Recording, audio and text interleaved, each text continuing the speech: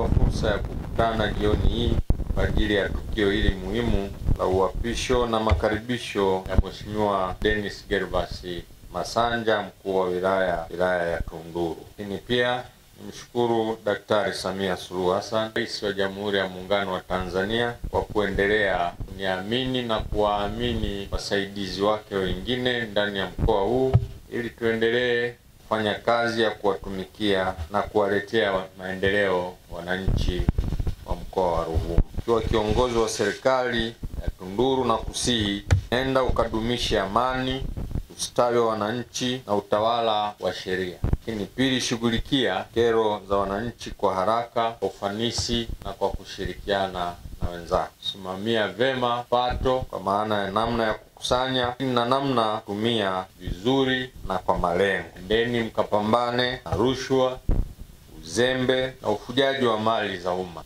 Nenda pia kasimamia agenda ya maendeleo ya Mheshimiwa Rais wetu Dr. Samia Suluhu Hassan kwa weledi na kasi kubwa. Sana Mheshimiwa Rais Dr. Samia Suluhu Hassan kwa kuniamini na kuniona kwamba ninafaa kushika nafasi hii ya mkuu wa wilaya ya Tunduru. Pili, naomba niwashukuru ndugu zangu wa mkoa wa Ruvuma kwa mapokezi mazuri. Nimejisikia faraja kubwa sana kutokana na mapokezi niliyopata, lakini pia namshukuru Mwenyezi Mungu kwa kiapo nilichokula leo hapa. Ninachoomba kutoka kwenu ndugu zangu ni ushirikiano. Sisi kama viongozi wa wilaya tunatakiwa tushirikiane kwa pamoja kuzitatua changamoto za wananchi. Nimekabidhiwa pale na Mheshimiwa mkuu wa mkoa vitendea kazi.